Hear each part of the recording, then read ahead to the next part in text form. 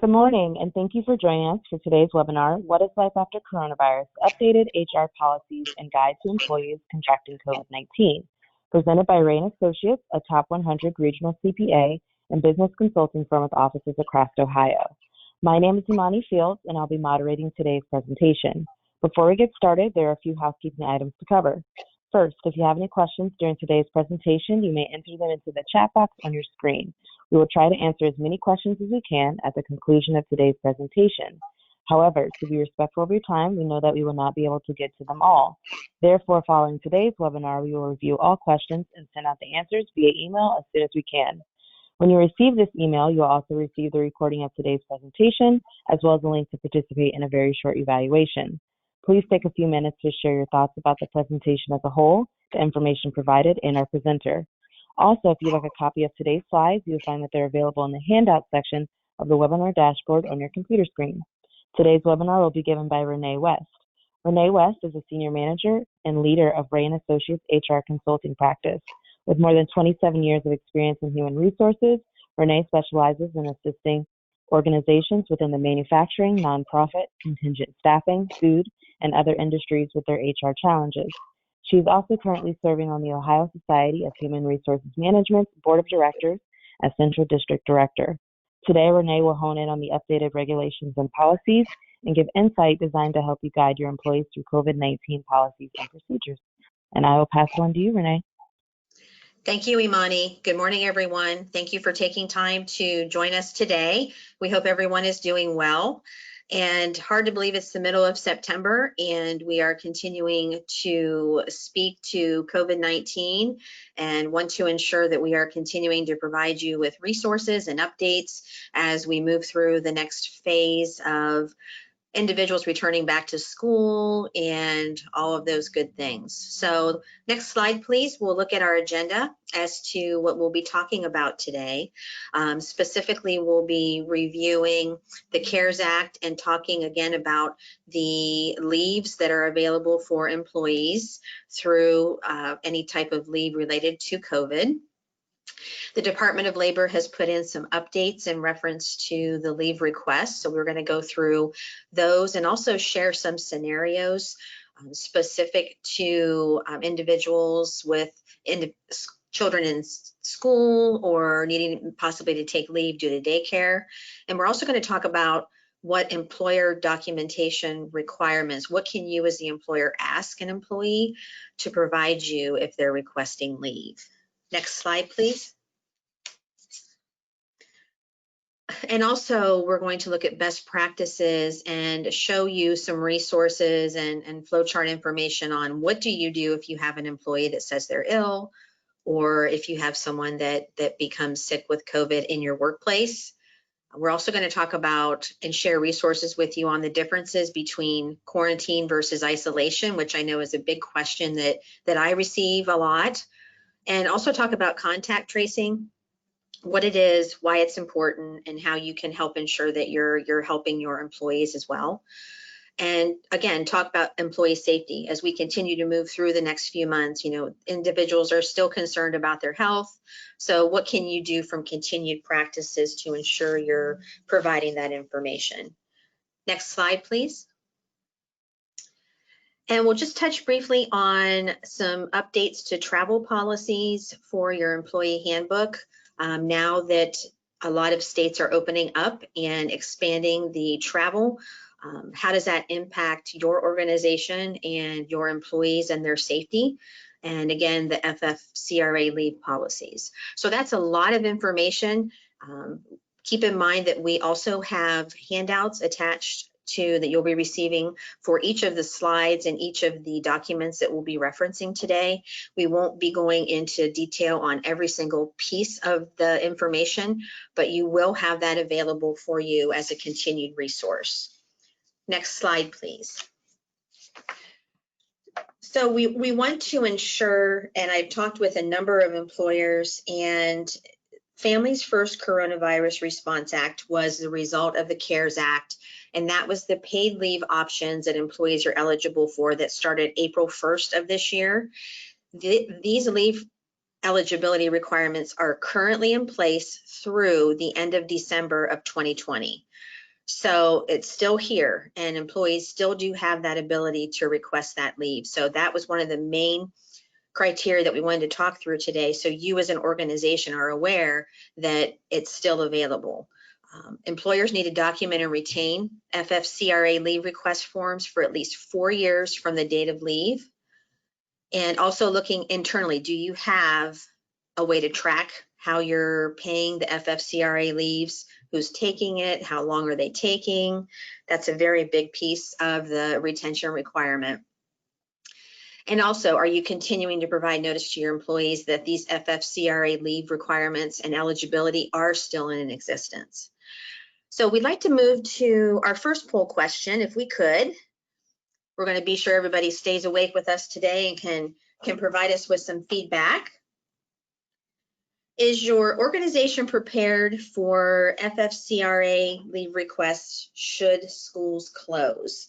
This is a very common question right now that we're hearing. And I'm just curious as to what your thoughts are.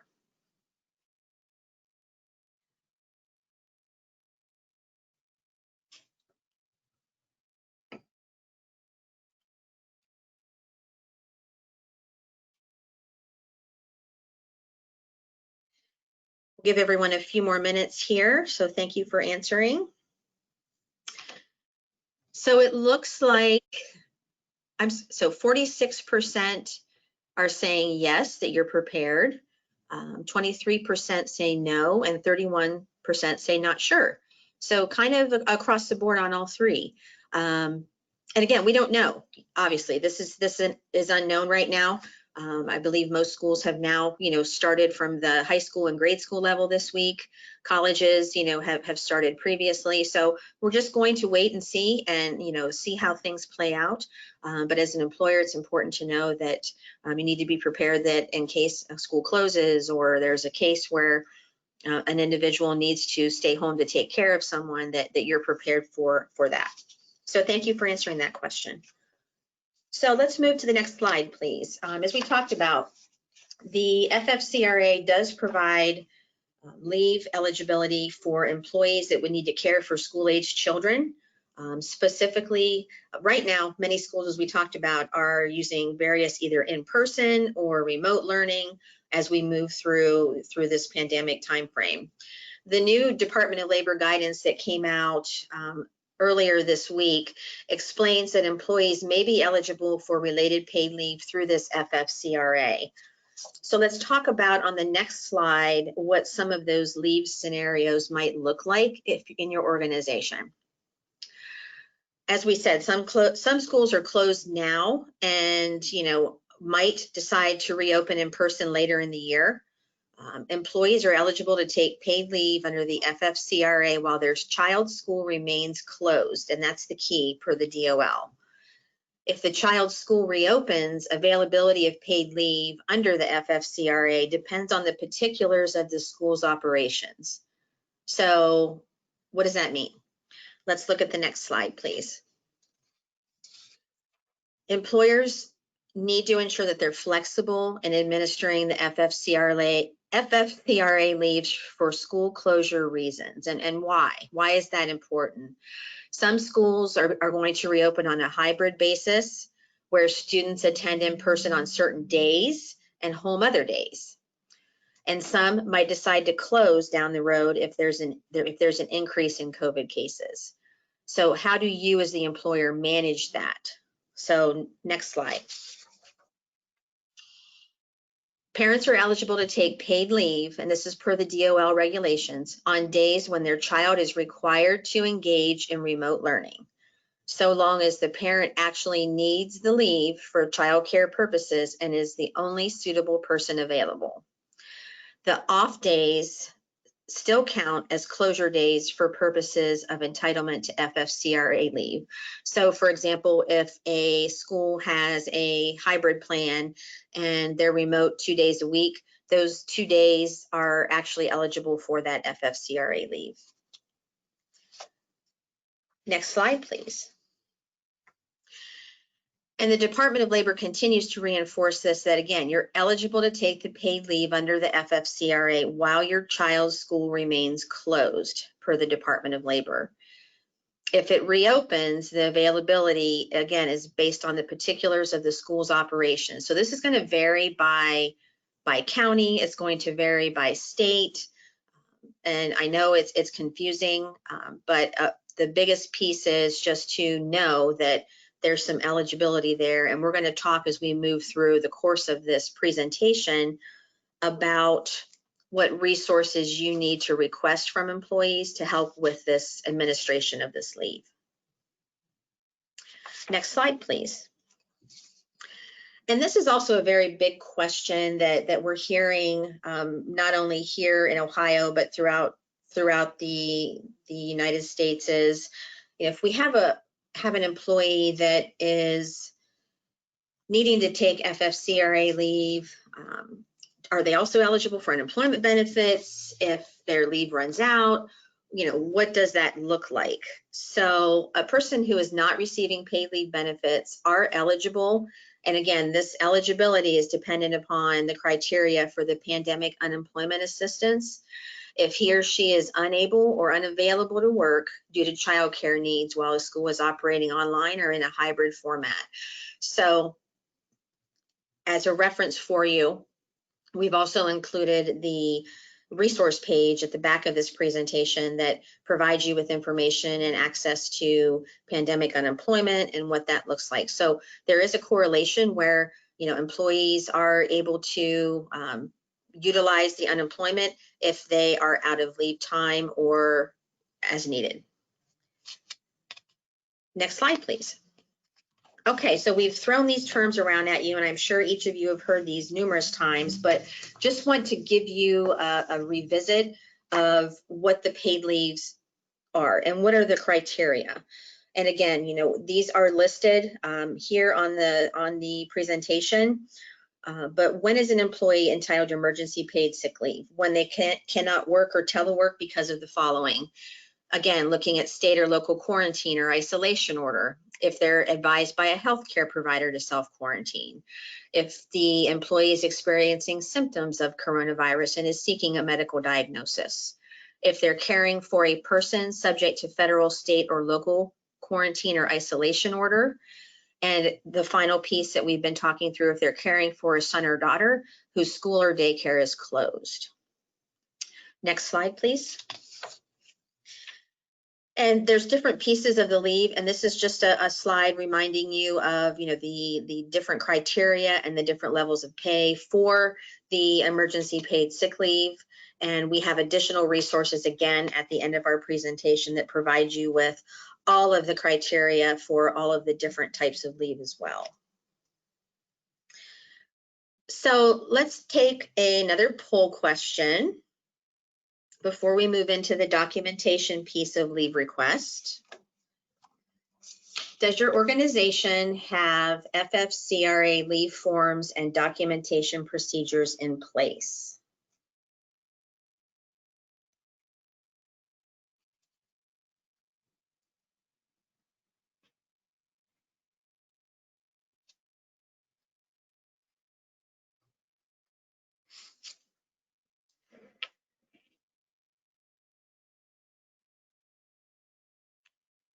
Give everyone a few more minutes here. Great. Okay, so it looks like we have 43% say yes and 57% say no. So again, we are glad we're offering this resource for you today that can talk through about what type of documentation you need, also what type of forms you need, how you need to track it. And also keep in mind as a resource, we also have our Rea COVID-19 resource page for employers that also has this information on our website as well. Had many companies and clients and individuals have asked me as an employer, what do we need? How do we track this? How do we know what to do or what to ask for if an employee comes to me and says, I need to take leave because I need to stay home, my child's care is going, my daycare is being closed or whatever. So regardless of whether you grant or deny a request for paid sick leave through these acts, you still must document that the actual leave itself was requested by the employee. So how do you do that? Create a leave template that is specific to this is the process, and the employee's name. We have templates that we're happy to share with you as well. They're listed on our site that will actually provide you with a template that will ensure consistency in the administration of how you are documenting these leaves. That form should say, the name of the employee, the dates they're requesting the leave, the reason for the leave, and a statement from the employee that he or she is unable to work because of this particular reason. Next slide, please. An employee can request leave because he or she is subject to a quarantine or isolation order, or to care for an individual subject to such an order. Employers should additionally document the name of the government entity that issued the order. For example, if they are taking care of, obviously, somebody in Ohio, if there was to be a government mandate where there was another shutdown or a quarantine, that would be per the governor. If it's due to a doctor, then the doctor would need to, the healthcare provider would need to share that information and be the one to support that. I will caution you, as here locally within Tuscarawas County, and also I'm hearing nationwide, that there are a number of false or fraudulent doctor's excuses that are floating out there, where employees are bringing into their organizations to say so-and-so is, needs to quarantine or is under, a quarantine order. The best advice that we can give you for that is, look at the forms that you're receiving. We don't expect you to be a detective, but ensure that it's a local doctor, ensure that it looks legitimate. Again, it's something, it's sad that that happens, but it's been very prevalent, and I'm sure will only continue. So keep your eyes out for that as we move forward through the next couple months. Next slide, please. So a scenario documentation request for employees. So if an employee comes into your office and says that they need to request leave for their child, either due to the school closing or remote learning, or the school's closed, or the child's daycare is unavailable due to COVID. Again, on that form, name of the child being cared for, name of the school, place of care, the provider, and the statement from the employee that no other suitable person is available to care for the child. That is standard, and that will suffice for the record-keeping purposes of those leave requests. Next slide, please. So what we're going to do now is we're going to talk through some best practices and share with you some resources from the CDC in different formats that they have shared, specifically in answering questions that I've heard, from individuals to help you navigate as you move through, these next couple months. One of the biggest questions that I receive is, what steps is an employer to do if someone in their workplace becomes ill, or if they have a fever, or what happens if someone tests positive? There's so much information out there, so much information that is false as to the best practices. Again, we advise you to utilize those resources that are very standard and very acceptable, and the CDC is the primary example of that. So we're going to move to the next attachment, and we're going to show you specifically a flow chart that will talk through the pieces of what to do if you have an employee that is sick. So next slide, please.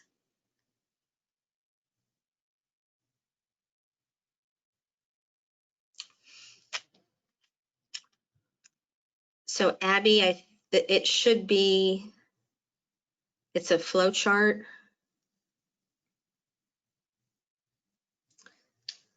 One moment, Renee. I am going to pull this up. Just give me a sec. Sure.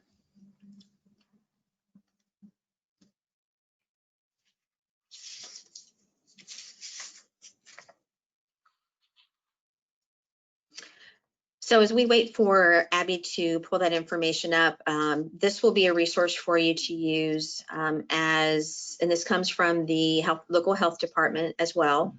And it gives information on if an employee says they feel sick, what should they do? It walks you through the steps. It also talks through a scenario if someone else in their household is sick and what they should do from a quarantine perspective or next steps. Thank you, Abby. So as we talked about here, this is a good resource for you. Again, the left column is information for you if an employee comes in and says that they aren't feeling well, or you yourself can follow this. The middle part is if someone in their household is sick. It talks through different pieces of what those symptoms are, the quarantine period, and the last piece just goes through if no one is sick, no one in the family is sick, again, continue to social distance practices. This is a good resource. It's nice to have something just to kind of flow through to see next steps. And this is, again, from the health department and a great resource for you as we move forward. Okay, so next slide, please.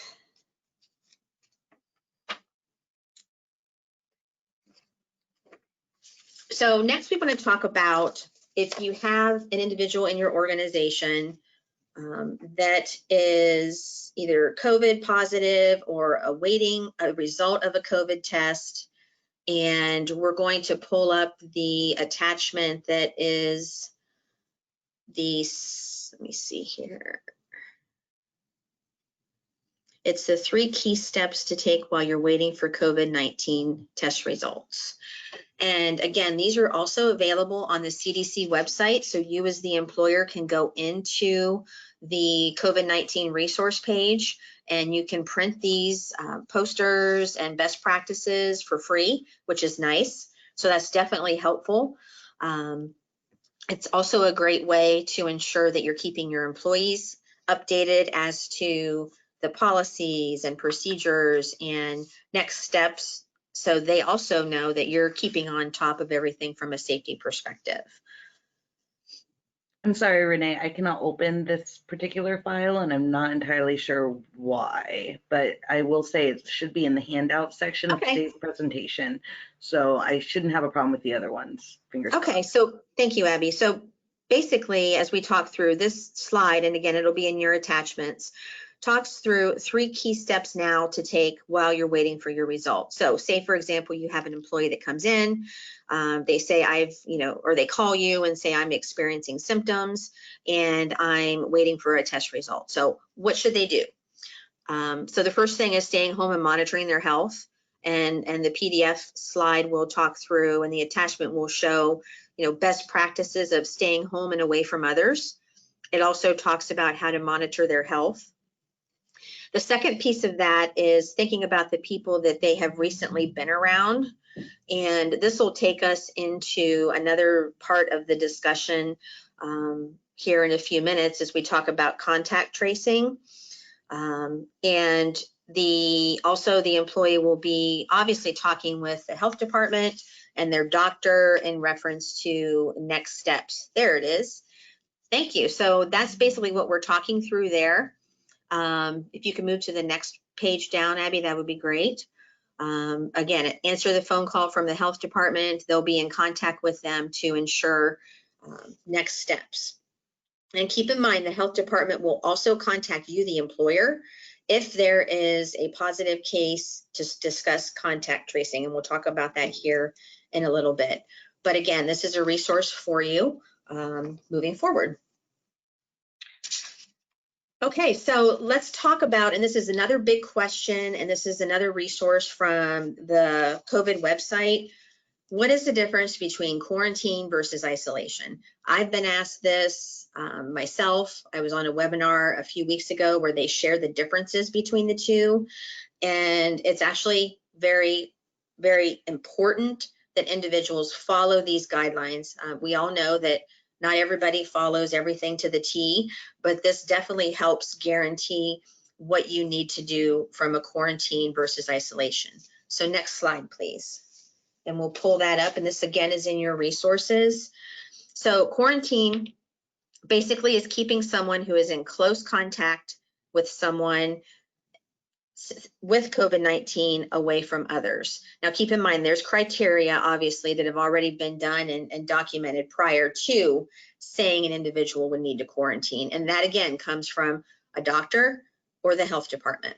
So if you've had close contact with a person who has COVID-19, the request is to stay home under a quarantine for 14 days after last contact. Check your temperature twice a day. If possible, stay away from people who are at high risk for getting sick. So the teacher that was teaching the webinar I was on said, so quarantine is, it's okay. You can go outside for a walk. You can sit on your front porch, but not going to the mall or going out to eat or going to the park and playing on the swings, etc. That's the quarantine. The isolation is the next phase that is very important to share what the differences are between the two. So isolation is keeping someone who is sick or tested positive for COVID-19 without symptoms away from others, even in their own home. So if you have someone who is sick, so I'll use, for example, my house. So if my husband comes home and, ends up being tested positive for COVID-19, we're to limit the amount of interaction he has with anyone in our household. So basically we would put him downstairs in the family room and the bathrooms down there. We want to be sure he has only access to limited places. He's not using the same bathrooms, the same kitchen. Stay home at least 10 days since symptoms first appeared, and at least 24 hours with no fever or fever reducing medicine, and that your symptoms have improved. So what happens if you've tested positive, which some people have, but they don't have any symptoms? They're requested by CDC to stay home until after 10 days have passed since the positive test.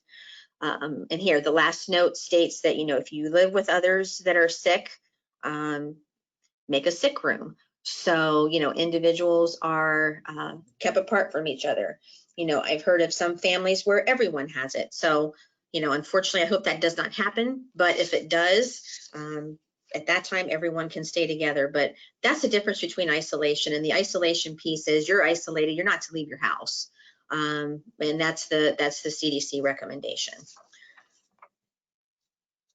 So we hope that helps provide some information for you and resources you can take back and answer for, if your employees have questions. I know this is a lot of information, but these PDFs are definitely easy to print and also very helpful in the process.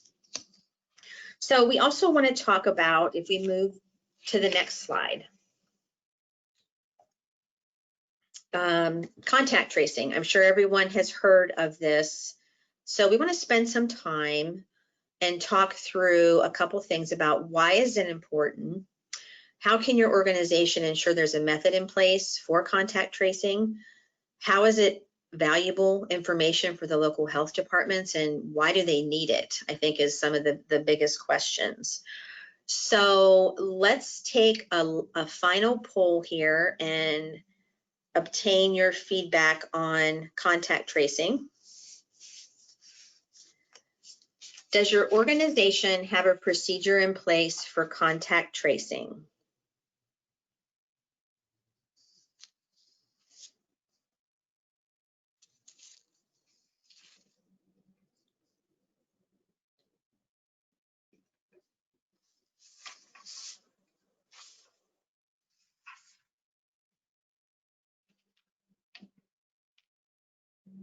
Thank you for answering, and we'll give you a few more minutes.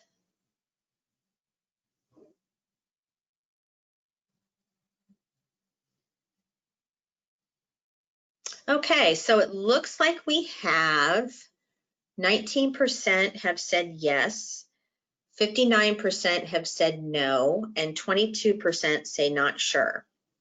So thank you for answering that question.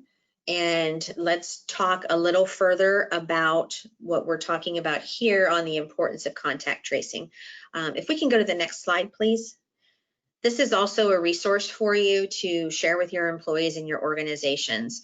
So I think, you know, in talking with businesses and talking with employers and HR professionals, you know, we hear contact tracing. Oh my gosh, what does that mean? All that is it's the ability for you as the employer to track who is in your workplace throughout the course of a day, including your employees, any vendors, any visitors, any clients. Some companies have a sign-in sheet, for example, at their location. Some companies have their timekeeping system where employees are clocking in and out and are able to see who's there by generating a report daily. The key to ensuring you have contact tracing is in the event an employee in your organization or yourself or a visitor that comes into your location or a client that comes into your location is exposed to or ends up testing for COVID. The contact tracing information is essential for the health department to take that information to then start the discussion with the infected person to say, where have you been? Who have you been around? Where have you worked? And this information here talks through the questions that they have. So let me share a couple scenarios with you of companies that I've spoken to that, for example, had an employee in their business that ended up testing positive. So the health department contacted the business owner, their HR department, and let them know that this individual had tested positive and was currently in isolation, and that they needed to determine who in fact had close proximity to this individual for longer than 15 minutes, in an extended period of time, and more than 6 feet, distance. So the health department takes that information and then starts that contact tracing to be able to notify those individuals that either they were working with or that they've been around, that there could be, that they've been exposed and that they should be aware and act appropriately. So this particular company was able to say, okay, here's our visitor log, here's our timekeeping system. We're just going to pull a report for the last 3 days of who was here. And they gave that to the health department. The health department took it and was able to, help to monitor and track and inform those others that they would need to isolate.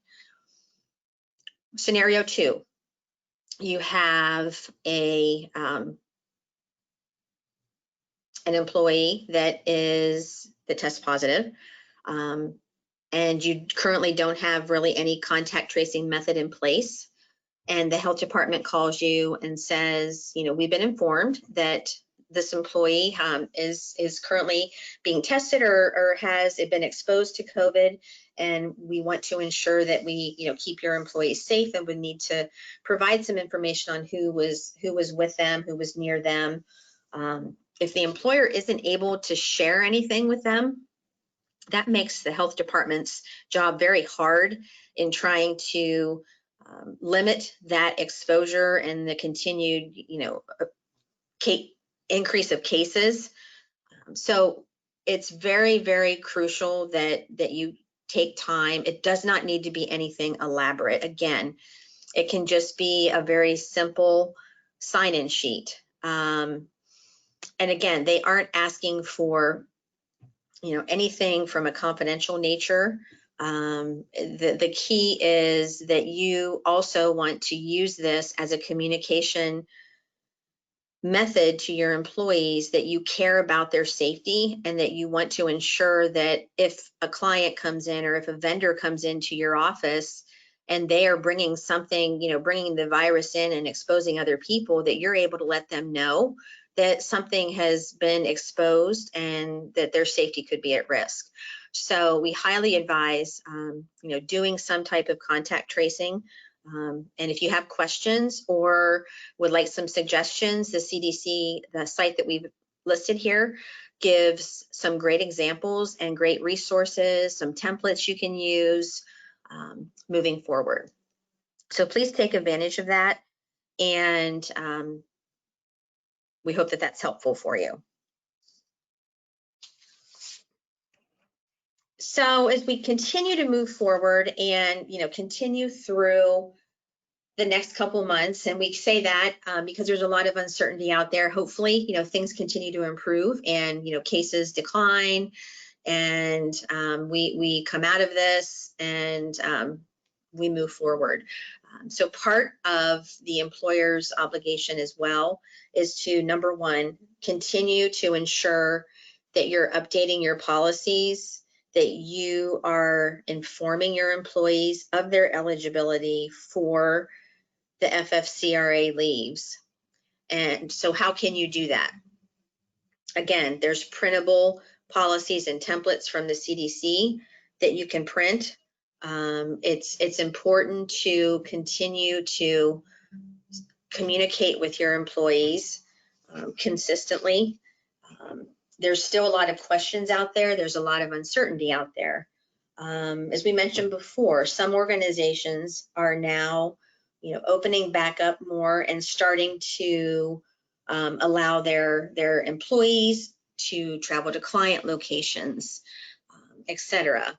So look at your handbook policy and determine, what is your current travel policy? Do you wish to have a phased-in approach? For example, many companies, since March or April, implemented a no travel policy. Some are now starting to, make essential travel only. Some are limiting it to certain states. As the states continue to see changes in their overall, high risk or high incident states, that's something that your organization should monitor. Obviously, traveling to those high incident states could be a concern, so you need to keep that in mind. But looking at your travel policy to ensure that your employees know what their expectations are. Obviously, there's a lot of travel that, if you are a service industry and you're going into homes to fix air conditioners, or you're doing different parts of the service perspective, that travel is still in existence, but give some parameters of what those requirements are. Do employees need to be sure that they use hand sanitizer before they go in? What is their, what do they need to change their shoes? Those are just examples of what the expectations are for your employees when they are out and about. And hopefully whenever everything maybe gets back to normal and the states open back up fully, that there'll be some changes to that. But the travel is a big piece, and there's also the liability there as well that you need to keep in mind. And there's a resource that we have at the back of our page that talks through, and I'm happy to talk with you as well about your policies. And if you are an employer sending an individual to travel to a high incident state, and if they become exposed and are positive for COVID, what are those ramifications for you as the employer? So there's definitely some pieces of that to keep in mind as well. Okay, so let's talk through employee safety and best practices as we move through. As we know, continuing to provide your employees with important resources is key. We have heard, we've heard that some places and people, I know we're all tired of possibly, wearing the mask and might not want to, social distance, but, reinforcing your guidelines for your employees' safety is very important. And, reminding them that we are still under, a mask requirement, that we do still have regulations in place. Just continue to provide them with updates. Let them know, where the locations are for the safety, for your masks, for what the expectations are if you have meetings. Where are you going to be meeting? Is it going to be outside, social events? From a perspective, companies want people to still be involved with each other and having fun, but how can they do that but still maintain the distancing that they should? As we said, communication is key, as that is definitely, employees can get information from anywhere. As I say, they can go on the website, they can find information, and trust me, they know more sometimes than employers do. It might not always be valid and accurate, but that's why it's important to share your communication and your expectations with your employees to ensure that they have safety. Another big piece that we want to touch on is mental health awareness and providing resources to your employees. This is very crucial right now, and especially not only your employees, but your employees' children, their spouses, their family members. There is a lot going on right now. The employees are, dealing with financial issues. They're dealing with, children and different levels of school. Their work might still be slow. They might be on layoff, or they might be, exposed to, having an illness. Offer your employees resources and letting them know that there's resources for them. Check with your insurance. Is there an EAP program available? Look at your local area. A lot of chambers and a lot of different organizations are offering, information on mental health awareness. And it's very, very key that you take care of the mental part of your employee and yourselves, as business owners, as individuals that are, leading organizations and working in HR. It can be trying, it really can. And, being able to take care of yourself so you can take care of others is very crucial. And if you do have questions on, where some of the mental health resources are, we're happy to kind of point you in the right direction based on where your demographics are. But it's pretty easy, and there's a lot of resources out there to share. So we covered a lot of information. I'm sure there are questions, and we wanted to be sure to leave some time to talk through those. So employer resources, again, there's a lot of information out there. One of the main resources, again, is our Rea Associates COVID site and our resource center. This is up-to-date information in reference to employment matters, updates to regulations, updates to CDC. There are links that you can click that will provide updates. There's also a link there for the governor's discussions. There's Ohio Department of Health, there's CDC. SHRM is also a good reference for policies, templates, and different things as well. And I believe we have one more slide. OSHA is a part of there from an employee safety perspective. Unemployment, we didn't touch a lot on the unemployment other than mentioning the pandemic piece for eligibility. As you know, there is definitely some changes, with the federal $600 unemployment previously. So states are, making those adjustments, and, there are still discussions of, an additional stimulus package, what that looks like. And again, we will keep you updated, but right now that will continue to move forward. We are hearing that the unemployment claims, of course, have decreased. There is the ability now to actually talk with someone, where before, back in March and April, it was unheard of even being able to get a hold of anyone. So there's definitely resources for unemployment and employer resources on that page as well. And also the Department of Labor, definitely updates there. That's where we receive a lot of our guidelines, and definitely helpful for you as well. So I think we'd like to open it up for a few questions if we have any. We do. So the first question that we have here, in regards to paid sick leave, how long are we to pay? Unlimited? Is it unlimited if it's closed all year? So the FFCRA requirements require pay up to a certain amount of time, so up to 12 weeks. So there, if a business is closed, I guess we would need more clarification on, is it closed because of the pandemic or is it just closed in general? And maybe we could circle back around to that question and provide that answer. Awesome, thank you. How do the different acts work together? FFCRA and EFMLEA and FFMLA. How do they work together, and what are some of the key differences? Good questions. So part of what we will also do is we will upload here on our webinar site a spreadsheet that actually details the differences between the different types of leaves. So how do they all work together? So the CARES Act was actually the first part of the stimulus package. So underneath the CARES Act is the Emergency Paid Sick Leave Act and the Emergency Family Medical Leave. So those are the two new legislative laws that came into play April 1st.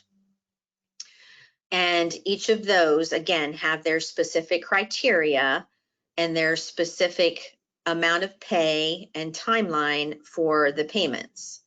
And individuals need to meet the criteria that are listed to be eligible for the leave. So if they don't meet the criteria, then they're not eligible.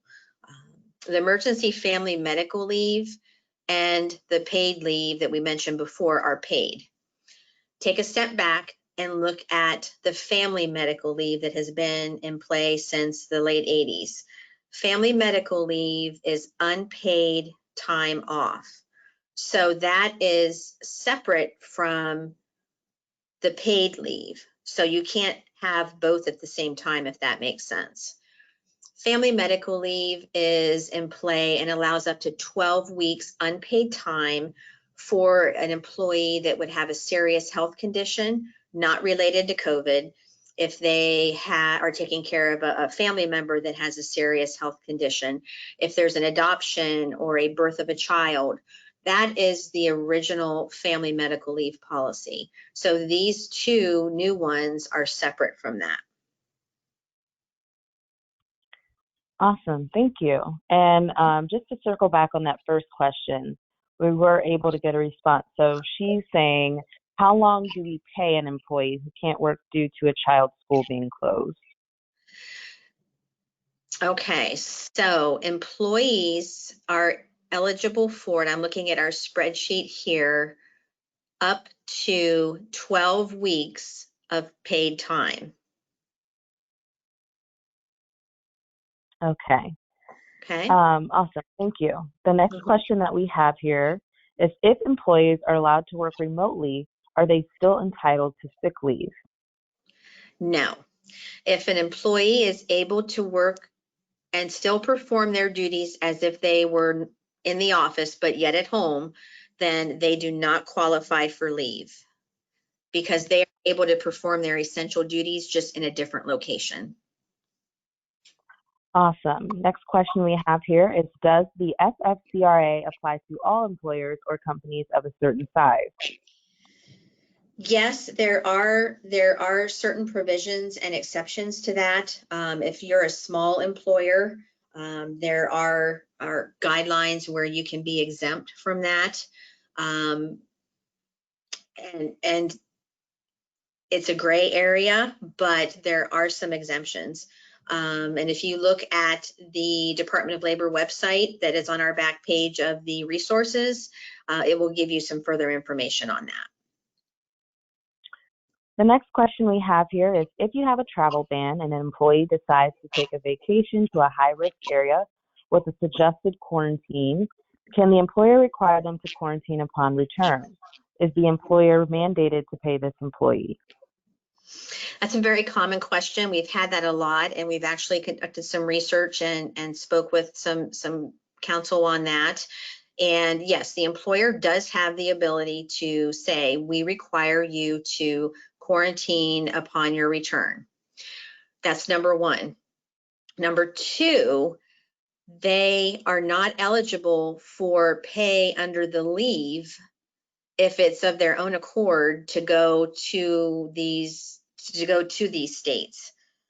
So again, if there's no order that's in place that says there's a travel ban, which there isn't, for like the state of Ohio, there's just high incident states. So in response to that, when that employee comes back and is asked to self-quarantine, if they're able to work remotely, then they would just be paid and work remotely as normal. If they are not able to work remotely in quarantine, then they would either need to use paid time, paid vacation time, or sick time. Great. The next question we have here is, how many days/weeks back do they track contacts when you've tested positive? So I guess how many weeks back do you need to let people know after someone has tested positive? I don't know the answer to that. That would be a CDC question. And if you go to their website, I know they have a specific amount of days that they look at. And I'm looking here. We can check that and get back to that individual with that question. Sounds good. I have had an employee who tested positive in June and never received any call from the health department. Should I have? I just followed protocol of having her stay home until she had gone 3 days with no symptoms. Yes, so the employer did the right thing in being proactive and asking her to, remain home. Some health departments, so this was back in June, you said, I believe? Yes. Some health departments are still working. We're still working through the process of establishing, contact tracing and different pieces and parts. So, as the employer, if for some reason, what we have found and what we've heard from organizations as best practices is, if you have an employee that is exhibiting signs of being sick, send them home. If you know that, somebody is coming in and saying, hey, I went in for a COVID test, I'm waiting for the results, send them home, ask them to provide the documentation from their doctor. Err on the side of caution versus not doing anything, if that helps. And also, if I could add on to that, your local health departments are a great resource for you. If you are an employer and you have a case that comes up and you have questions or you don't know what you should do, contact your local health department. They will help you. They will walk you through what needs to be done. They're a great free resource, so please utilize them as you need. Great. The next question we have here is, in a small organization, is it possible to protect privacy? How do we handle an obvious absence in an office with less than 20 people? That's a great question. And as HR professionals and as organizations, you want to, ensure the privacy. All that you as the employer can do, you can't help people from talking and looking and determining, John hasn't been here for the past 3 days. I wonder if he has COVID. You as the employer just, say at this time, they're not here at work, and just leave it at that. Don't share any additional information. All you can say in response to that, best practice is to say, we protect the privacy of all employees and we don't have anything else to discuss. So hopefully that helps. Great. The next question that we have here is, what do you do if an employee states that they're near a positive person but will not get a test? Can you require an employee to get a COVID test if they're exposed to a positive person? And do we have a right to make them work from home? Those are really good questions. Definitely you as the employer have the ability to request someone go take a test, or if you feel that if they're coming to you and saying they've been exposed, then you have the right to send them home and, talk to your health department about, where they can go to get their test. And, you as the employer have that ability to do that at any time. Great. So the next question we have here is, if someone has been exposed, do they need to get a quarantine order from their doctor? Currently, my employees have been contacting me and self-quarantining for 14 days with no medical involvement unless symptomatic. So you don't necessarily have to have, they're requesting that you have something from the doctor that says, but if someone's self-quarantining based on knowing that, hey, I went to Florida and, on vacation and it's a high incident state, I'm going to come home and self-quarantine, that's on the employee's best practice. So that's fine if the employer's okay with that. It's just a matter of, to be eligible for the paid leave portion, you need to meet the criteria that they have in place 1 through 6. Either you've been advised by a healthcare provider to self-quarantine, you're experiencing symptoms, you're caring for an individual who is subject to a quarantine as well. Great. The next question that we have here is, does the government reimburse for FFCRA? How are employers supposed to afford if a majority of their staff claim FFCRA for one reason or another? So thank you. That's a good question. There are some additional fact finding that we would need to do to answer that question. But the short answer is yes, there is a credit available for this type of leave. And again, it goes back to ensuring that you're documenting who is taking the leave, how it's being paid. And from a tax perspective, we can put you in contact with someone here at the firm that can speak further to the credit process.